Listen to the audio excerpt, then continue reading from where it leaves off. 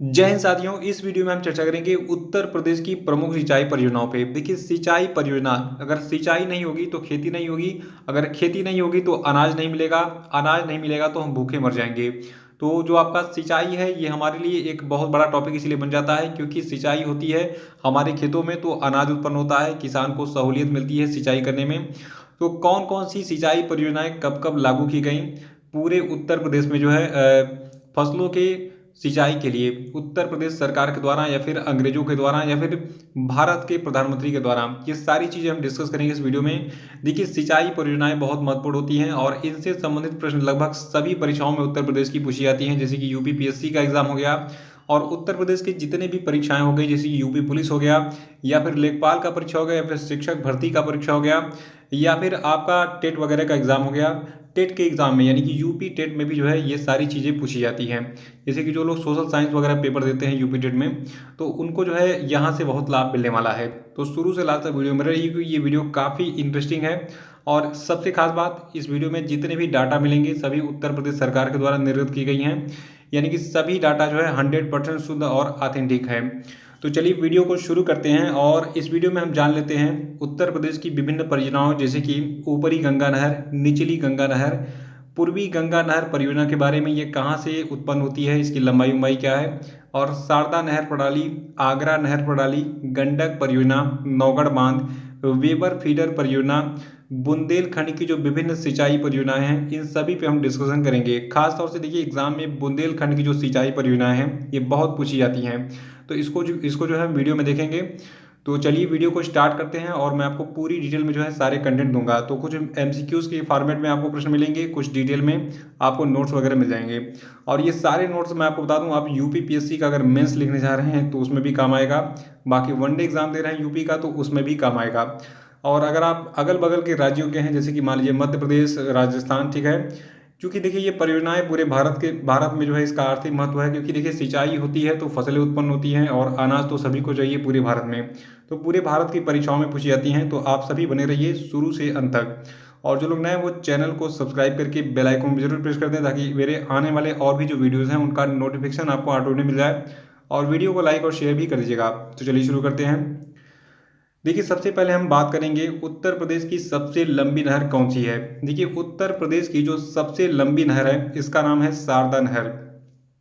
और आप जो है यूपी का कोई भी एग्जाम का पिछले 10 साल का पेपर उठा के देखिए, सबसे पहले आपको यही प्रश्न मिलेगा उसमें कि उत्तर प्रदेश की सबसे लंबी नहर कौन सी है। तो उत्तर प्रदेश की सबसे लंबी नहर है शारदा नहर। और इस नहर का निर्माण कार्य सन 1920 में जो है अंग्रेजों के समय में शुरू हुआ था और 1928 में ये पूर्ण हुआ था। देखिए, अंग्रेजों को हम गाली तो देते हैं लेकिन अंग्रेजों ने बहुत अच्छे अच्छे कार्य भी किए हैं। हर चीज़ का दो पहलू होता है, एक गलत वाला होता है, एक सही वाला होता है, ठीक है। तो आप किस चीज़ को किस नज़रिए से देखते हैं ये आपके ऊपर निर्भर करता है। तो जो आपका शारदा नहर है ये उत्तर प्रदेश का सबसे लंबा नहर है और इसका निर्माण कार्य सन 1920 में शुरू हुआ था और 1928 में ये पूर्ण हुआ था। और देखिए, इस नहर के द्वारा जो उत्तर प्रदेश का पीलीभीत जिला है, बरेली है, शाहजहांपुर है, लखीमपुर है, हरदोई है, सीतापुर है, बाराबंकी है, लखनऊ है, उन्नाव है, रायबरेली है, सुल्तानपुर है, प्रतापगढ़ है, इलाहाबाद है, जौनपुर है। तो ये सभी जिले लगभग जो है लाभान्वित होते हैं और यहाँ पर लगभग 8 लाख हेक्टेयर भूमि की सिंचाई होती है इस शारदा नहर परियोजना के द्वारा, ठीक है। तो जो उत्तर प्रदेश की सबसे लंबी नहर है ये शारदा नहर है। और एग्जाम में एक प्रश्न और बनता है कि जो शारदा नहर है, ठीक है, इससे लाभान्वित होने वाले जिले कौन कौन से हैं। तो मैंने आपको बता दिया, इस शारदा नहर से पीलीभीत, बरेली, शाहजहांपुर, लखीमपुर, हरदोई, सीतापुर, बाराबंकी, लखनऊ, उन्नाव, रायबरेली, सुल्तानपुर, प्रतापगढ़, इलाहाबाद, जौनपुर, ये सभी जिले लाभान्वित होते हैं। यहाँ पर सभी ये सभी जिलों के जिनके जिनके मैंने नाम लिए हैं, तो सभी जिलों में सिंचाई का कार्य होता है इस शारदा नहर से। देखिए, शारदा नहर मैंने बता दिया कि यूपी की सर्वाधिक लंबी नहर है और शाखा प्रशाखाओं सहित इस शारदा नहर की कुल लंबाई कितनी है, 12,368 किलोमीटर। याद रखिएगा, शारदा नहर की जो शाखाएं हैं और प्रशाखाएं हैं इन सभी को मिलाकर इसकी कुल लंबाई है 12,368 किलोमीटर। और ये जो है उत्तर प्रदेश और नेपाल के सीमा के समीप शारदा नदी के किनारे बनबसा नाम के स्थान से निकलती है।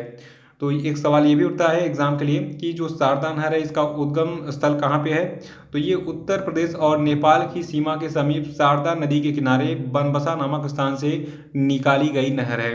तो ये डिटेल था शारदा नहर के बारे में। और आपको बता दूं जो आपका ये शारदा नहर है, ठीक है, तो इस नहर की मुख्य शाखाएं खीरी, शारदा देवी, बीसलपुर, निगोही, सीतापुर और लखनऊ और हरदोई आदि जिलों में भी हैं। और इस नहर पर खटीमा शक्ति केंद्र भी स्थापित किया गया है, ठीक है। अगला प्रश्न हमारा बनता है नौगढ़ बांध किस नदी पर स्थित है। देखिए नौगढ़ बांध जो है ये कर्मनासा नदी पर स्थित है। और कर्मनासा नदी के बारे में आपको बता दूं, देखिए कर्मनासा रिवर जो आपका है, यानी कर्मनासा नदी जो है ये गंगा की एक ट्रिब्यूटरी यानी कि सहायक नदी है, ठीक है। तो गंगा की सहायक नदी है कर्मनासा। और जो आपकी कर्मनासा नदी है ये आपका जो है बिहार का जो कैमूर जिला है, तो बिहार के कैमूर जिले में स्थित है। और ये जो है फ्लो होता है भारत के उत्तर प्रदेश और बिहार दोनों राज्यों में। यानी कि जो कर्मनासा नदी है ये जो है गंगा का सहायक नदी है, ये यूपी और बिहार दोनों राज्यों में बहता है। और आपको बता दूं कर्मनासा नदी जो आपका है यानी कर्मनासा रिवर जो है इसकी लंबाई है 192 किलोमीटर और इसका मुहाना गंगा में है। और ये जो है आपका भारत में है, मैंने बताया आपको। तो कर्मनासा नदी के बारे में आपको डिटेल मिल गया है। और याद रखिएगा कर्मनासा नदी पर एक बांध बना है जिसको नौगढ़ बांध कहते हैं। और इससे यूपी में भी सिंचाई होती है और लगभग बिहार के भी कुछ प्लेसेस पे भी मतलब सिंचाई होती है। तो हमें यूपी पे फोकस करना है केवल। तो नौगढ़ बांध जो है ये कर्मनासा नदी पर स्थित है और ये आपका यूपी पीएससी में पूछा गया था प्रश्न, ठीक है। अगला प्रश्न है कि वेबर फीडर परियोजना से किस जिले में सिंचाई होती है, ये भी पूछा गया प्रश्न एग्जाम का। तो देखिए जो वेबर फीडर परियोजना है इससे जो है उत्तर प्रदेश के मैनपुरी और इटावा जिले में सिंचाई होती है। याद रखिएगा वेबर फीडर परियोजना से मैनपुरी और इटावा जिले में सिंचाई होती है। देखिए एक नदी है बिरमा नदी, आप में से बहुत सारे लोगों ने इसका नाम तक नहीं सुना होगा। तो प्रश्न ये है पूछा गया था एग्जाम में कि बिरमा नदी किस जनपद में स्थित है। तो देखिए बिरमा नदी जो है ये उत्तर प्रदेश के हमीरपुर जिले में स्थित है, ठीक है। बिरमा नदी कहाँ पर स्थित है, हमीरपुर जिले में। जो लोग हमीरपुर से होंगे उनको पता होगा। तो कितने लोग उत्तर प्रदेश के हमीरपुर जिले से हैं जरा सा बताइए, कितने लोग बुंदेलखंड से हैं। अगला प्रश्न है कि निचली गंगा नहर की लंबाई कितनी है। तो देखिए निचली गंगा नहर की लंबाई है 8800 किलोमीटर, ठीक है। तो निचली गंगा नहर की लंबाई कितनी है, 8800 किलोमीटर, इसको याद रखिएगा। और आपको बता दूं जो नहरें हैं जो मैंने आपको शुरू में टॉपिक बताया, ऊपरी गंगा नहर, निचली गंगा नहर, तो इन सभी के बारे में आइए थोड़ा सा हम डिटेल में जान लेते हैं पॉइंट वाइज। क्योंकि ये सभी चीज़ें अगर मैं प्रश्न के रूप में बनाऊंगा कम से कम 200 प्रश्न तैयार होंगे। और अगर इसको जो हम फैक्ट के रूप में देखेंगे तो समय कम लगेगा और आसानी से सारी चीज़ें समझ में आ जाएंगी, ठीक है। तो ध्यान से सुनते रहिएगा। देखिए जो ऊपरी गंगा नहर है, तो ऊपरी गंगा नहर का निर्माण 1842 तक की अवधि में कराया गया था। यानी कि अंग्रेजों ने ही इसका निर्माण कराया था, क्योंकि उस समय 1842 में भारत जो है ब्रिटिश का गुलाम था, ठीक है। तो 1842 तक जो है की अवधि में कराया गया था ऊपरी गंगा नहर का निर्माण। और इस परियोजना के जनक थे कर्नल सर पीटी काटले, ठीक है। कौन थे, कर्नल सर पीटी काटले जो है ये ऊपरी गंगा नहर के जनक थे। देखिए इस नहर को पहली बार 8 अप्रैल 1854 को चलाया गया था, ठीक है। मतलब ये जो नहर जब बनकर तैयार हो गई थी 1854 में, तो उसमें पहली बार पानी छोड़ा गया सिंचाई के लिए। और देखिए ये जो नहर थी ये हरिद्वार के भीमगौड़ा नामक स्थान से गंगा नदी के दाहिने तट से निकलती है। देखिए आपको बता दूं पहले उत्तराखंड और उत्तर प्रदेश एक ही राज्य हुआ करता था। और देखिए पहले यूपी का पुराना नाम था यूनाइटेड प्रोविंस, ठीक है, बहुत लंबा चौड़ा था। तो उस समय यूपी का भूभाग काफ़ी बड़ा था, बाद में डिवाइड होते गया, तो उस पर भी हम चर्चा नहीं करेंगे। अभी आप ये सोचिए कि जितने प्लेसेस के नाम लोग मैं लूँगा ये सभी यूपी से संबंधित थे पहले। खासतौर से 1854 की बात हो रही है, आज़ादी के पहले की। तो ये जो ऊपरी गंगा नहर है ये हरिद्वार अभी उत्तराखंड में चला गया है, तो हरिद्वार के भीमगौड़ा नामक स्थान से गंगा नदी के दाहिने तट से निकलती है। और जो ऊपरी गंगा नहर प्रणाली है तो इसके द्वारा जो उत्तराखंड का हरिद्वार है, फिर अपना यूपी का सहारनपुर है, मुजफ्फरनगर है, मेरठ है, गाजियाबाद है, बुलंदशहर है, अलीगढ़ है, एटा है, मथुरा है, फिरोजाबाद है, मैनपुरी है, आगरा जनपद है, यहाँ पर सभी जगहों पर जो है सिंचाई उपलब्ध कराई जाती है। प्रश्न एग्जाम में ये बनता है कि ऊपरी गंगा नहर से उत्तर प्रदेश के कौन कौन से जिले जो है सिंचाई करते हैं। तो ऊपरी गंगा नहर के जो पानी होता है, वो इसका जो पानी होता है ऊपरी गंगा नहर का, तो इसके पानी से जो है सिंचाई की सुविधा उपलब्ध होती है। कहाँ कहाँ पर? हरिद्वार, सहारनपुर, मुजफ्फरपुर, मेरठ, गाजियाबाद, बुलंदशहर, अलीगढ़, एटा, मथुरा, फिरोजाबाद, मैनपुरी, आगरा, ये सभी जिलों के नाम आपको याद रखने पड़ेंगे। खास तौर से याद रखिएगा कि हरिद्वार उत्तराखंड में है, बाकी सारे यूपी के हैं। देखिए जो ऊपरी गंगा नहर है, तो इससे निम्न 3 मुख्य शाखाएं निकलती हैं। पहली शाखा है देवबंद शाखा, दूसरा है अनूप शहर शाखा और तीसरा है माठ शाखा। याद रखिएगा, ऊपरी गंगा नहर से 3 मुख्य शाखाएं निकलती हैं। पहली शाखा है देवबंद शाखा, दूसरा है अनूप शहर शाखा और तीसरा है माठ शाखा। अगर आप यूपी बीसीएस का मेंस लिखेंगे, ठीक है, तो आप ये सारे कंटेंट वहाँ पे लिख सकते हैं। क्योंकि अभी देखिए बहुत सारे बच्चे जो है ये लोअर का मेंस दे के आए हैं और उन्होंने कमेंट भी किया कि सर आप जो करेंट अफेयर पढ़ाते हैं, जैसे आप पढ़ाते हैं वैसे बिल्कुल यूपी के एग्ज़ाम में पूछा गया था। तो ऐसा आज से नहीं हो रहा है, जब से मैं 2017 से पढ़ा रहा हूँ तब से ऐसा हो रहा है। और माता सरस्वती की कृपा ऐसी बनी रही तो आपकी सेवा में करता रहूँगा, आपको हूबहू वैसे प्रश्न देता रहूँगा जो यूपी के परीक्षाओं में पूछे जा रहे हैं। देखिए बात करें अगर ऊपरी गंगा नहर प्रणाली की, ठीक है, तो प्रारंभ में जो ऊपरी गंगा नहर प्रणाली है इसका उपयोग नौवहन परिवहन के हेतु किया जाता था। यानी कि इसमें ऊपरी गंगा नहर में नाव भी चलाई जाती थी, लेकिन अब नाव नहीं चलाई जाती है ऊपरी गंगा नहर में। और आपको बता दूं, सिंचाई के अतिरिक्त इस नहर प्रणाली से 200 क्यूसेक पानी दिल्ली को पीने तथा 100 क्यूसेक पानी हरदुआगंज तापी विद्युत गृह को भी दिया जाता है। यानी दिल्ली वाले जो पानी पीते हैं, ठीक है, तो उसमें 200 क्यूसेक पानी का योगदान देता है कौन सा? ये ऊपरी गंगा नहर। फिर से सुनिए, जो दिल्ली के लोग हैं उनको लगभग 200 क्यूसेक पानी देता है ये जो है ऊपरी गंगा नहर। यानी कि इससे सिंचाई भी हो रही है, दिल्ली वालों को पानी भी मिल रहा है और एक तापीय विद्युत गृह भी चल रहा है 100 क्यूसेक वाला। कहाँ पर? हरदुआगंज में। तो देखिए अंग्रेजों ने कुछ किया हो या ना हो, लेकिन उन्होंने सिंचाई से संबंधित बहुत सारे कार्य किए हैं पूरे भारतवर्ष में। तो उसी में एक आपका है ऊपरी गंगा नहर प्रणाली, ठीक है, इसको हमने पूरी डिटेल में जान लिया। और इसके बारे में 2 चीज़ें और याद रखिएगा। देखिए जो आपका मुख्य ऊपरी गंगा नहर है इसकी लंबाई है 298 किलोमीटर और इस नहर प्रणाली की कुल लंबाई है, यानी कि इसकी शाखाएं, जैसे मान लीजिए एक नहर यहाँ से निकला, ये चौड़ा वाला नहर है और इसकी कुछ शाखाएं निकाली जाती हैं छोटी छोटी नहरें इससे बड़ी नहर से। तो इन सभी की कुल लंबाई मिलाकर इस नहर प्रणाली की कुल लंबाई कितनी है? 6496 किलोमीटर। देखिए ये जो डाटा मैं आपको दे रहा हूँ ये उत्तर प्रदेश की ऑफिशियल डाटा है, इसमें मेरा कोई योगदान नहीं है। उत्तर प्रदेश सरकार ने जितना डिटेल दिया है वो वही चीज़ें मैं बता रहा हूँ और वही चीज़ें आपको याद रखनी है। बाकी ये सारी चीज़ें छोड़ दीजिए। और याद रखिए खरीफ और रबी दोनों सीजन में इस जो आपकी ऊपरी गंगा नहर प्रणाली है इसके माध्यम से सिंचाई होती है उत्तर प्रदेश में, ठीक है। और अब हम बात करेंगे निचली गंगा नहर के बारे में। निचली गंगा नहर जो है इसका क्या महत्व है उत्तर प्रदेश में? देखिए गंगा और यमुना का जो दोआब है, सबसे पहले हम जानेंगे दोआब क्या होता है। देखिए आपने देखा होगा देखा क्या होगा, मैं आपको एक्सप्लेन कर देता हूँ। मान लीजिए ये गंगा नदी है, ठीक है, तो ये गंगा नदी आपकी बह रही है और आपको पता होगा यमुना इसकी सहायक नदी है, ठीक है। तो यहाँ से यमुना नदी ऐसे बहते हुए आई, ठीक है, और जाके गंगा में मर्ज हो गई। कहाँ पर? इलाहाबाद में। तो अब जो ये गंगा और यमुना का जो बीच का प्लेस है, यानी कि 2 नदियों के बीच का जो प्लेस है, ये आपका दोआब कहलाता है। ये काफ़ी उपजाऊ होता है, यहाँ की मिट्टी काफ़ी उपजाऊ होती है और यहाँ पे जो क्रॉप का प्रोडक्शन है बहुत अच्छा होता है, ठीक है। तो याद रखिएगा मेरा समझाने का मतलब यह है कि 2 नदियों के बीच का जो प्लेस होता है इसको हम दोआब कहते हैं। काफ़ी उपजाऊ मिट्टी होती है यहाँ की। तो ये ज्योग्राफी का प्रश्न है, दोआब क्या होता है, और आज से आपको याद भी हो गया दोआब क्या होता है। खास तौर से बात करते हैं हम गंगा और यमुना दोआब की। तो गंगा यमुना दोआब के निचले भाग में ऊपरी गंगा नहर प्रणाली की जो वेबर एवं कानपुर जल शाखाएं हैं, ठीक है, तो उनसे सिंचाई सुविधाएं उपलब्ध कराई जाती थीं। लेकिन कृषि के विकास के साथ साथ जो ऊपरी गंगा नहर प्रणाली है इसके निचले भाग में पानी की निरंतर कमी रहने लगी।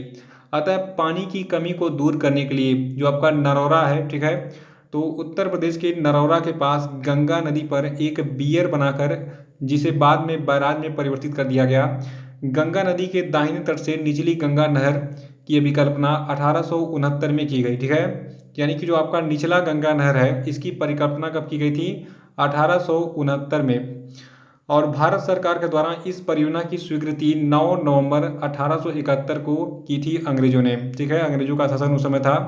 देखिए अंग्रेज हमारे ऊपर अत्याचार भी करते थे, लेकिन कुछ हमारे बारे में वो सोचते भी थे कि ये ससुरे प्रोडक्शन नहीं करेंगे क्राप का तो हमें मुनाफा कैसे होगा, हम इनसे कर वगैरह कैसे लेंगे, ठीक है। तो इसलिए इन्होंने नहरों का निर्माण कराया। मैं अंग्रेजों की तारीफ नहीं कर रहा हूँ, लेकिन हर व्यक्ति के अंदर कुछ गुण होते हैं और कुछ अवगुण होते हैं, ठीक है। तो यहाँ पे आप अन्यथा न लीजिएगा, जो मैं जहाँ पहुँचाना चाह रहा हूँ वहाँ पहुँचिए। हम निचली गंगा नहर पे बात कर रहे हैं केवल। तो निचली गंगा नहर जो है इस योजना की स्वीकृति 9 नवंबर 1871 को दी गई, और इस परियोजना के निर्माण का जो कार्य है ये पूर्ण कर निचली गंगा नहर को 1878 में प्रथम बार चलाया गया। तो 1878 में ये नहर शुरू हुई, इसमें पहली बार पानी छोड़ा गया था निचली गंगा नहर में। और आपको बता दूं, जो आपका निचली गंगा नहर प्रणाली है इसकी मुख्य शाखाएं निम्नलिखित हैं। देखिए निचली गंगा नहर की जो मुख्य शाखाएं हैं, ये फर्रुखाबाद जल शाखा इसकी है, वेबर जल शाखा है, कानपुर जल शाखा है, इटावा जल शाखा है और भोगनीपुर जल शाखा है, ठीक है। तो फर्रुखाबाद देखिए, ये सारे जिले, मतलब यहाँ पे जो भी प्लेसेस के मैं नाम ले रहा हूँ, तो अगल बगल के जो प्लेसेस हैं वहाँ पर इससे सिंचाई होती है। तो निचली गंगा नहर की ये शाखाएं हैं, विभिन्न शाखाएं, जैसे कि मान लीजिए एक नहर मैंने निकाली, ये मुख्य नहर आपकी हो गई बड़ी वाली, और इससे बहुत सारी शाखाएं निकाल दी जाती हैं, और इन शाखाओं से उप शाखाएं निकलती हैं ताकि विभिन्न प्लेसेस पे खेतों में पानी पहुंचाया सके। तो ये वही शाखाएं हैं, फर्रुखाबाद जल शाखा, वेबर जल शाखा, कानपुर जल शाखा, इटावा जल शाखा और भुगनीपुर जल शाखा। और देखिए जो आपकी निचली गंगा नहर प्रणाली है, तो इसकी अन्य विशिष्ट बातें निम्नलिखित हैं। पहला क्या है, कृषि योग्य समादेश क्षेत्र इसका है 11.64 लाख हेक्टेयर, ठीक है। और प्रस्तावित क्षेत्र खरीफ है 41.5%, और प्रस्तावित सींच रबी है 36.0%, ठीक है। ये चीज़ें शायद आपको समझ में ना आ रही हूँ, लेकिन ये जान लीजिए कि खरीफ का जो फसल होता है और रबी का फसल होता है, तो उनमें सिंचाई की बात हो रही है, कितना कितना परसेंट सिंचाई इस नहर के माध्यम से होता है, ठीक है। तो शायद आपको अब समझ में आ गया होगा। और देखिए जो निचली गंगा नहर है इसकी लंबाई कितनी है, 98.8 किलोमीटर। कितनी है, निचली गंगा नहर की लंबाई है 98.8 किलोमीटर। ये उत्तर प्रदेश सरकार ने बताया मुझे, ठीक है। उसकी ऑफिशियल जो वेबसाइट है, उसकी बुक है, उससे मैंने लिया है। तो निचली गंगा नहर की लंबाई है 98.8 किलोमीटर, और समानांतर निचली गंगा नहर की लंबाई कितनी है, 89 किलोमीटर। देखिए निचली गंगा नहर के शीर्ष का जो परिकल्पित निस्तारण है ये आपका है 8500 क्यूसेक, ठीक है। और समानांतर निचली गंगा के शीर्ष पर परिकल्पित निस्तारण है 4200 क्यूसेक, और इस प्रणाली की कुल लंबाई है 8278 किलोमीटर।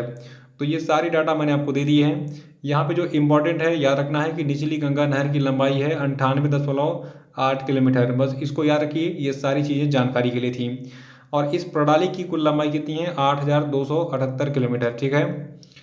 और अब बात करेंगे हम पूर्वी गंगा नहर परियोजना की। देखिए जो पूर्वी गंगा नहर परियोजना है, तो इसकी मूल परियोजना का वर्ष 1977 में इसको बनाया गया था, ठीक है।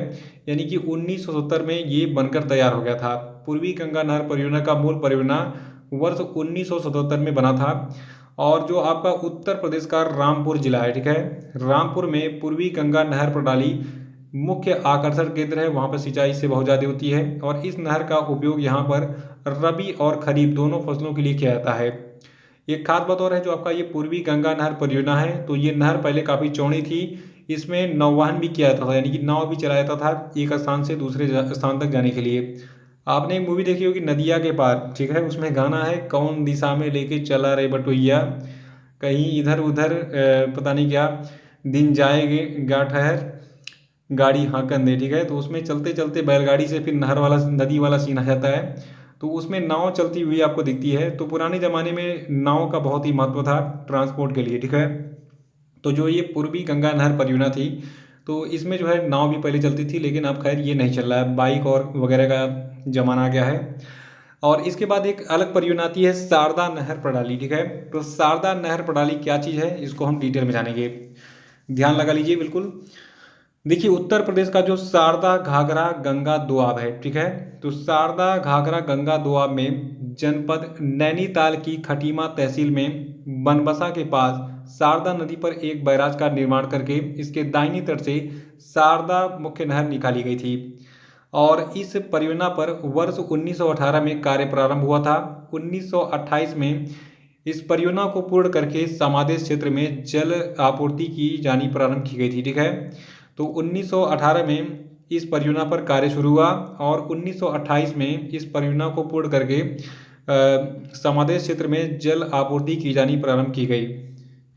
और देखिए, इस परियोजना से जनपद नैनीताल, पीलीभीत, बरेली, लखीमपुर खीरी, शाहजहांपुर, हरदोई, उन्नाव, लखनऊ, बाराबंकी, रायबरेली, प्रतापगढ़, अयोध्या, सुल्तानपुर, जौनपुर, आजमगढ़, गाजीपुर, प्रयागराज जनपदों में सुरक्षात्मक सिंचाई उपलब्ध कराई जाती है। और तो ये थी डिटेल शारदा नहर प्रणाली के बारे में, जिसके बारे में प्रश्न संख्या 1 में भी हमने चर्चा की, और यहाँ पे भी हमने थोड़ा सा और डिटेल में इस शारदा नहर प्रणाली के बारे में जान लिया। ये एग्जाम में बार बार पूछा जाता है, तो सारे तथ्यों को नोट कर लीजिएगा, इसका स्क्रीनशॉट लीजिए। देखिए, सारे पेजेस का स्क्रीनशॉट लेते रहिए, बाद में आप इसको आसानी से पढ़ भी सकेंगे। ठीक है, देखिए, शारदा नहर प्रणाली के बारे में कुछ मुख्य चीज़ें जो उत्तर प्रदेश सरकार ने उपलब्ध कराई हैं, ये मैं आपको बता देता हूँ। देखिए, जो शारदा नहर प्रणाली है, इसकी मुख्य नहर की लंबाई है 44.3 किलोमीटर और जल शाखाओं की लंबाई है 1634 किलोमीटर। ठीक है, एक बार फिर से मैं बताऊंगा। एक पहले मुख्य नहर बनाई जाती है बड़ी सी, और फिर इसमें उप शाखाएँ निकाली जाती हैं, फिर यहाँ से और भी शाखाएँ निकलती हैं, फिर इसमें से और पतली वाली नहर निकाली जाती है। तो ऐसे करते करते पूरे भूभाग को कवर कर लिया जाता है, हर जगह पे सिंचाई की सुविधा उपलब्ध हो जाती है। तो ये जो बीच वाली मैंने बताई बड़ी वाली नहर है, इसको मुख्य नहर हम कहेंगे। इसकी लंबाई कितनी है? जो शारदा नहर प्रणाली की मुख्य नहर है, ये 44.3 किलोमीटर लंबी है और जल शाखाओं के साथ इसकी लंबाई है 1634 किलोमीटर। बाकी आपको पता होना चाहिए कि ये खरीफ और रबी, ठीक है, सभी फसलों की सिंचाई इससे होती है। ये 2 डाटा याद रखिए, बाकी चीज़ें जो है ये आपके काम की नहीं है। बाकी मैंने जानकारी के लिए आपको उपलब्ध करा दी हैं, क्योंकि उत्तर प्रदेश सरकार ने मुझे उपलब्ध कराई। और जो आगरा नहर प्रणाली है, ठीक है, तो आगरा नहर प्रणाली के बारे में थोड़ा सा हम डिटेल में जानेंगे। देखिए, जो आपका हरियाणा है, ठीक है, हरियाणा के जनपद फरीदाबाद एवं गुड़गांव, उत्तर प्रदेश के मथुरा एवं आगरा जनपदों तथा राजस्थान के भरतपुर जिले में सुरक्षात्मक सिंचाई प्रदान करने हेतु जो आपका यमुना नदी है, यमुना नदी पर ओखला, ओखला आपका जो नोएडा है, ठीक है, तो ओखला दिल्ली के पास एक बियर का निर्माण करके इसके दाहिने तट से आगरा नहर प्रणाली का निर्माण 1878 में किया गया था। ठीक है, तो कब किया गया था आगरा नहर प्रणाली का निर्माण? 1878 में। देखिए, जो आगरा नहर है, ये 1878 में बनकर तैयार हो गई। बहुत लंबे समय तक सिंचाई होती रही, बाद में इसमें कुछ कमियां आई। सोचा गया कि इसकी क्यों ना क्षमता बढ़ा दें, थोड़ा सा और अधिक पानी इसके माध्यम से ट्रांसपोर्ट हो और सिंचाई में जो है सिंचाई की सुविधा में बढ़त हो। तो आगरा नहर का इसके बाद फिर पुनरुद्धार का कार्यक्रम 1955 में शुरू हुआ, 57 तक चला। ठीक है, 55 से 57 के बीच में इसका पुनरुद्धार किया गया। तो देखिए, अंग्रेजों ने बनाया था इस आगरा नहर प्रणाली को, और जब भारत के प्रधानमंत्री बने थे नेहरू जी, ठीक है, आज़ादी के बाद, तो उन्होंने अपने कार्यकाल में इसका पुनरुद्धार कराया।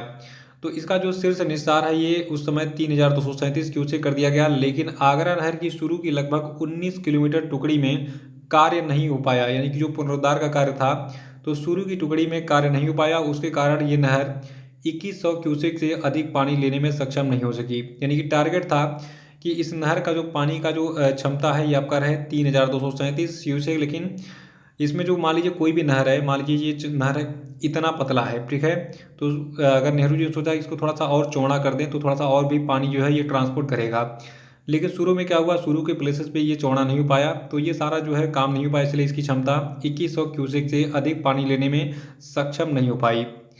और देखिए, इन स्थितियों में आगरा नहर के आधुनिकीकरण की योजना बनाई गई, ताकि ये नहर ओखला बैराज से प्रत्यावर्तित 400 क्यूसेक पानी लेने में सक्षम हो सके। तो ये डिटेल है आगरा नहर प्रणाली के बारे में, ये भी अंग्रेजों ने ही बनवाया था। और जो आगरा नहर प्रणाली है, तो उत्तर प्रदेश सरकार की जो मतलब जो डाटा मुझे मिला है उत्तर प्रदेश सरकार के द्वारा, ये क्या चीज़ है, इसमें मैं आपको खास चीज़ बताऊँगा। देखिए, इसमें आपको ये याद रखना है कि जो आगरा नहर है, इसका जो मुख्य नहर है, इसका लंबाई कितना है, 160 किलोमीटर। ठीक है, तो जो मुख्य आगरा नहर इसकी लंबाई कितनी है, 160 किलोमीटर। और इससे निकलने वाली जो फतेहपुर सिकरी जल शाखा है, इसकी लंबाई है 93 किलोमीटर। और इस प्रणाली की नहरों की कुल लंबाई है, यानी कि टोटल शाखाओं उप शाखाओं सहित लंबाई है 1874 किलोमीटर। और एक चीज़ तो मैंने अभी बताया पिछले पेज पे कि जो आगरा नहर इसका क्षमता बढ़ाने की कोशिश कर रही थी जवाहरलाल नेहरू जी की सरकार, लेकिन उसमें स्टार्टिंग में जो फेज था उस नहर का, तो उसमें काम नहीं हो पाया। इसीलिए इसकी क्षमता केवल कितनी रह गई, 2100 क्यूसेक। ठीक है, तो जो आगरा नहर इसकी वर्तमान जल प्रवाह क्षमता है 2100 क्यूसेक, और इससे प्रस्तावित सिंचाई है 50%। और आपको बता दूं इससे जो है खरीफ और रबी दोनों फसलों की जो है सिंचाई होती है। और अब आता है बुंदेलखंड की सिंचाई परियोजना। देखिए बुंदेलखंड की जो सिंचाई परियोजना है ये बहुत इंपॉर्टेंट है, यूपी के सारे एग्जाम में पूछी जाती है।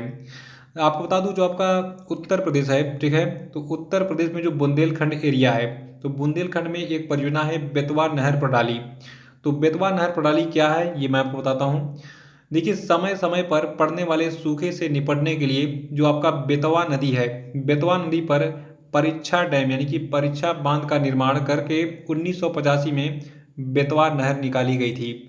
और इस नहर को सिंचाई के लिए पहली बार 1986 में चलाया गया था। देखिए जो हमारा बुंदेलखंड का एरिया है यहाँ पे काफ़ी सूखा वगैरह पड़ता रहता है, और इसीलिए बुंदेलखंड में देखिए कई सारे आंदोलन भी होते रहते हैं सिंचाई, मतलब वहाँ पे पानी की समस्या को लेकर। कभी कभी तो ये भी मांग चलता है कि भैया बुंदेलखंड को तुम अलग क्या नाम है, अलग राज्य बना दो, या फिर कुछ भी है इसको, मतलब बहुत सारी चीज़ें चल रही हैं। तो खैर बुंदेलखंड अलग राज्य नहीं बनेगा, बहुत सारे लोग फेसबुक पोस्ट करते रहते हैं, नेता वगैरह नेतागिरी की रोटी सेकने के लिए। अभी हम बात कर रहे हैं बुंदेलखंड की सिंचाई परियोजनाओं पे। इसके अंतर्गत हमने जाना बेतवा नहर प्रणाली के बारे में, ठीक है। तो फिर से बता दूं, समय समय पर पड़ने वाले सूखे से निपटने के लिए बुंदेलखंड रीजन में जो बेतवा नदी है, बेतवा नदी पर परीक्षा बांध का निर्माण करके 1985 में बेतवा नहर निकाली गई थी। ये लाइन आपको पता होनी चाहिए, यहीं पे सारे प्रश्न आपको कवर कर देंगे एग्जाम में, ठीक है। तो बेतवा नदी से ही बेतवा नहर का निर्माण हुआ है, 1985 में ये बनी थी, ठीक है। और सिंचाई के लिए इसको पहली बार 1986 में खोला गया था। इसका स्क्रीनशॉट ले लीजिए। आपको बता दूं एक और बांध है बुंदेलखंड रीजन में। देखिए उत्तर प्रदेश का जो बुंदेलखंड रीजन है यहाँ पर है माता टीला बांध, सबसे पॉपुलर बांध है, सबसे ज़्यादा एग्जाम में इसी को पूछता है एग्जामिनर। देखिए जो बेतवा नदी है उसी पर बना है माता टीला बांध, ठीक है। और माता टीला बांध जो है इसका निर्माण 1958 ईस्वी में मध्य प्रदेश सरकार की सहायता से किया था, यूपी की सरकार ने। और ये बेतवा नदी पर ललितपुर जिले में स्थित है माता टीला बांध, ठीक है। और आपको बता दूं जो माता टीला बांध है ये जो है 163.60 लाख घन किलोमीटर पेयजल उपलब्ध कराता है। और इस परियोजना से झांसी, जालौन, हमीरपुर और जो आपका मध्य प्रदेश का ग्वालियर जिला है ये सभी लाभान्वित होते हैं। देखिए माता टीला बांध के बारे में प्रश्न क्या एग्जाम में पूछा गया है कि माता टीला बांध जो है ये किस नदी पर बनाया गया है।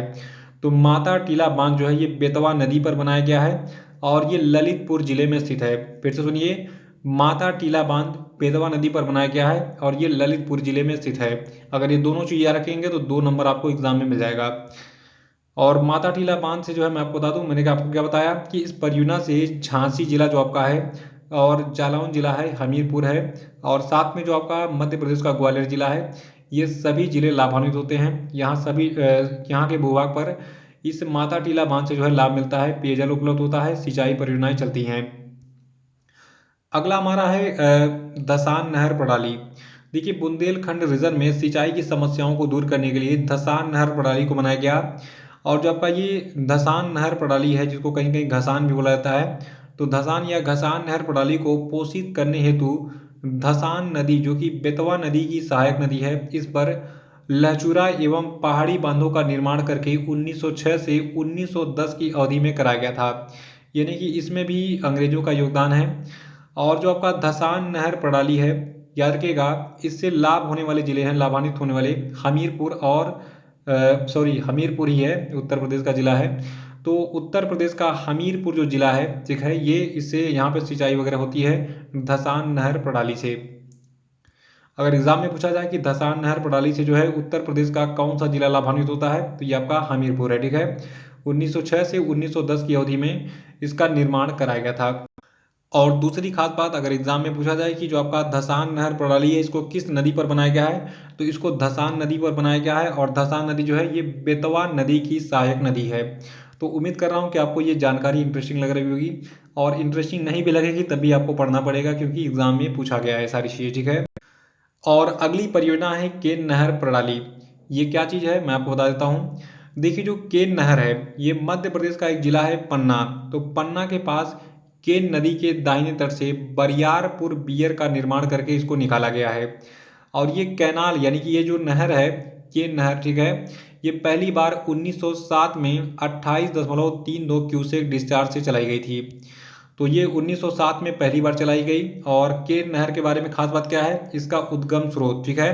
तो केन नहर जो है ये मध्य प्रदेश के जनपद पन्ना के पास जो केन नदी का दाहिना तट है वहां से बरियारपुर बियर का निर्माण करके निकाला गया है। स्क्रीनशॉट ले लीजिए, फिर आगे बढ़ते हैं। अगली परियोजना हमारी गंडक परियोजना। देखिए गंडक परियोजना उत्तर प्रदेश की जान है, क्योंकि ये उत्तर प्रदेश का जो सबसे उपजाऊ भूभाग क्षेत्र है, ठीक है, तो उधर ये सिंचाई की सुविधा उपलब्ध कराती है। तो आइए जान लेते हैं गंडक परियोजना के बारे में, इसको कब बनाया गया, क्या क्या चीज़ें इसकी जो है एग्जाम में पूछी गई हैं। देखिए जो गंडक परियोजना है ये बिहार और उत्तर प्रदेश की संयुक्त नदी घाटी परियोजना है। और ये प्रश्न अगर बिहार पीसीएस का हो, यूपी पीसीएस का हो, और लगभग भारत के सभी परीक्षाओं में पूछा गया है कि गंडक परियोजना से भारत के किन किन राज्यों में सिंचाई की सुविधाएं उपलब्ध होती हैं। तो बिहार और उत्तर प्रदेश की ये संयुक्त नदी घाटी परियोजना है। इससे उत्तर प्रदेश का कुछ भूभाग और बिहार का कुछ भूभाग जो है वहाँ पर सिंचाई का सुविधा उपलब्ध कराया जाता है। और देखिए 1959 के भारत नेपाल समझौते के तहत इससे नेपाल को भी लाभ मिलता है। यानी कि गंडक परियोजना से उत्तर प्रदेश, बिहार के साथ साथ जो आपका नेपाल है ये भी लाभान्वित होता है, ठीक है। नेहरू जी ने इसके लिए कुछ समझौता किया था, और ये समझौता कब किया था, किसके साथ किया था, ये भी पूछा गया है। तो अभी मैं आपको आगे बताऊंगा। अभी हम बात करें गंडक परियोजना की। तो देखिए इस परियोजना के अंतर्गत गंडक नदी पर त्रिवेणी नहर हेड रेगुलेटर के नीचे बिहार के वाल्मीकि नगर में बैराज बनाया गया है। और एक चीज़ और है कि मुझे यहाँ पे जाने का जो है सौभाग्य भी मिला है। तो मैं यहाँ पे जा चुका हूँ, मैंने इस बैराज को देखा भी है, ठीक है। अगर आप भी बिहार के इस प्लेस पे मतलब सटे होंगे तो आपको पता होगा, वाल्मीकि नगर, ठीक है। तो जो आपका गंडक परियोजना है, इस परियोजना के अंतर्गत जो गंडक नदी है, तो गंडक नदी पर त्रिवेणी नहर हेड रेगुलेटर के नीचे बिहार के वाल्मीकि नगर में बैराज बनाया गया है। और इसी बैराज से 4 नहरें निकलती हैं। कितनी नहरें? 4 नहरें। और इनमें से इन 4 नहरों में से 2 नहरें भारत में जाती हैं और 2 नहरें नेपाल में जाती हैं, ठीक है। और आपको बता दूं यहाँ पर 15 मेगावाट बिजली का उत्पादन भी होता है। और यहाँ से निकाली गई नहरें बिहार के चंपारण के अतिरिक्त उत्तर प्रदेश के बड़े हिस्से की सिंचाई करती हैं। और देखिए इस गंडक परियोजना नहर से उत्तर प्रदेश का जो गोरखपुर है, जहाँ से मैं खुद हूँ, तो मैं गोरखपुर से ही हूँ, मैं महाराजगंज में रह चुका हूँ। तो उत्तर प्रदेश का जो गोरखपुर है, फिर महाराजगंज है, फिर देवरिया है, फिर कुशीनगर जिले हैं, ये चारों जिलों के जो है लगभग 3.44 लाख हेक्टेयर भूमि की सिंचाई होती है, ठीक है। और देखिए उत्तर प्रदेश का जो सबसे खास जिला है जहाँ पे गन्ने उन्ने का उत्पादन होता है, जहाँ ये आपका कुशीनगर है। तो कुशीनगर में इसीलिए गन्ने की खेती संभव हो पाती है क्योंकि वहाँ पे नहरों का जाल बिछा हुआ है। और ख़ास तौर से जो गंडक परियोजना है, इससे जो पानी आता है नहरों के माध्यम से, तो इससे जो है गन्ने की खेती बहुत अच्छी होती है, क्योंकि समय समय पर नहरों से सिंचाई होती रहती है, ठीक है। याद रखिएगा गंडक परियोजना से उत्तर प्रदेश का गोरखपुर, महाराजगंज, देवरिया, कुशीनगर ये सभी जिले जो है लाभान्वित होते हैं। और इन जिलों के 3.44 लाख हेक्टेयर भूमि भाग की सिंचाई होती है। और देखिए जो गंडक परियोजना है, इस नहर से नेपाल के भैरवा जिले की 16,600 हेक्टेयर भूमि की सिंचाई होती है, ठीक है। देखिए जो भैरवा, इसको भैरवा लोग बोलते हैं। यहाँ पर आँख वगैरह का ऑपरेशन बहुत अच्छा होता है, ये नेपाल में स्थित है, ठीक है।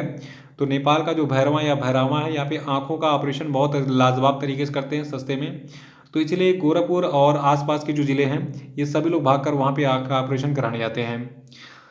और देखिए जो आपका गंडक परियोजना है, तो इस नहर परियोजना के निर्माण के लिए पंडित जवाहरलाल नेहरू ने नेपाल के तत्कालीन राजा महेंद्र विक्रम शाह से 1959 में समझौता किया था, ठीक है। यहाँ पे जितनी भी लाइनें मैं आपको दे रहा हूँ, ये सारी लाइनें एग्जाम में पूछी गई हैं। अगर आपको पर ये सारी चीज़ें पता भी होंगी, अगर आप यूपी पीसीएस का मेंस लिख रहे हैं या फिर किसी भी एग्जाम में बैठ रहे हैं, तो आपको ये सारी चीज़ें वहाँ पे ज़रूरत पड़ेंगी इनकी। तो इस पेज का भी स्क्रीनशॉट ले लीजिए, इसको आप नोट कर लीजिएगा अपने नोटबुक में। देखिए उत्तर प्रदेश की कुछ प्रमुख नहर प्रणालियां हैं और उनके स्रोत हैं, जिनको हम एक नज़र में देखेंगे। देखिए सबसे पहले हम बात करेंगे बेतवा नहर प्रणाली की। तो बेतवा नहर प्रणाली जो है, ये नहर प्रणाली परीक्षा बांध से पोषित होती है। और अगला है हमारा गुरसराय नहर प्रणाली। ये नहर प्रणाली परीक्षा बांध से पोषित होती है। रानीपुर नहर प्रणाली जो है, ये नहर प्रणाली सपरार बांध से पोषित होती है। और अगला है पहुज नहर प्रणाली, ये नहर प्रणाली पहुज बांध से पोषित होती है। और नेक्स्ट हमारा है बड़वार नहर प्रणाली, ये नहर प्रणाली बछड़वार से बांध से पोषित होती है, ठीक है। और अगला है गोविंद सागर नहर प्रणाली, ये जो नहर प्रणाली गोविंद सागर नहर प्रणाली है, ये नहर प्रणाली गोविंद सागर बांध से पोषित होती है। और अगला है शहजाद नहर प्रणाली, ये नहर प्रणाली शहजाद बांध से पोषित होती है। ये सारा डाटा मैं आपको दे रहा हूँ, ये यूपी गवर्नमेंट की ऑफिशियल वेबसाइट से लिया गया है। और अगला हमारा है जामनी नहर प्रणाली, ये नहर प्रणाली जामनी बांध से पोषित होती है। नेक्स्ट है सजनम नहर प्रणाली, ये नहर प्रणाली सजनम बांध से पोषित होती है। और अगला है रोहिणी नहर प्रणाली, ये नहर प्रणाली रोहिणी बांध से पोषित होती है। और नेक्स्ट हमारा है केन नहर प्रणाली, तो जो आपकी केन नहर प्रणाली है, ये नहर प्रणाली बरियारपुर बांध से पोषित होती है। और अगला है औगासी पंप नहर प्रणाली, ये नहर प्रणाली यमुना नदी के पानी से पोषित होती है। नेक्स्ट है ओहन नहर प्रणाली, ये ओहन नहर प्रणाली जो आपकी है, ये नहर प्रणाली ओहन बांध से पोषित होती है। अगला है बरुआ नहर प्रणाली, ये प्रणाली बरुआ जलाशय से पोषित होती है। नेक्स्ट है चिल्लीमल पंप नहर प्रणाली, ये नहर प्रणाली यमुना नदी के पानी से पोषित होती है। नेक्स्ट है अर्जुन नहर प्रणाली, ये प्रणाली यानी कि जो अर्जुन नहर प्रणाली है, ये अर्जुन बांध से पोषित होती है, यानी कि पोषित होने का मतलब वहाँ से पानी मिलता है इसको। और जो आपका चंद्रवाल नहर प्रणाली है, इसको पानी मिलता है चंद्रवाल बांध से। करबई नहर प्रणाली को पानी मिलता है करबई बांध से। मझगांव नहर प्रणाली को पानी मिलता है मझगांव बांध से। और उर्मिला नहर प्रणाली को पानी मिलता है उर्मिला बांध से। तो ये विभिन्न बांध मैंने आपको जो है 20 बता दिए लगातार, ठीक है। और इनके स्रोत बता दिए एक नज़र में कि कौन से बांध को पानी कहाँ से मतलब मिलता है, किस नहर प्रणाली को पानी किस बांध से मिलता है। तो इसको आप नोट कर सकते हैं और एग्जाम में 20 पॉइंट को याद करके 20 नंबर पा सकते हैं, ठीक है। तो ये सारी नहर प्रणाली को कहाँ कहाँ से पानी मिलता है इसको नोट कर लीजिएगा। तो इस पेज का स्क्रीनशॉट लीजिए, फिर अगला मैं पेज आपको दिखा दूंगा। अब इसका ले लीजिए। तो आपको ये वीडियो कैसा लगा कमेंट बॉक्स में जरूर बताइए, और यूपी स्पेशल के मैं और भी वीडियोस आपके सामने लाता रहूँगा। तो मिलेंगे जल्द ही। जय हिंद, जय भारत।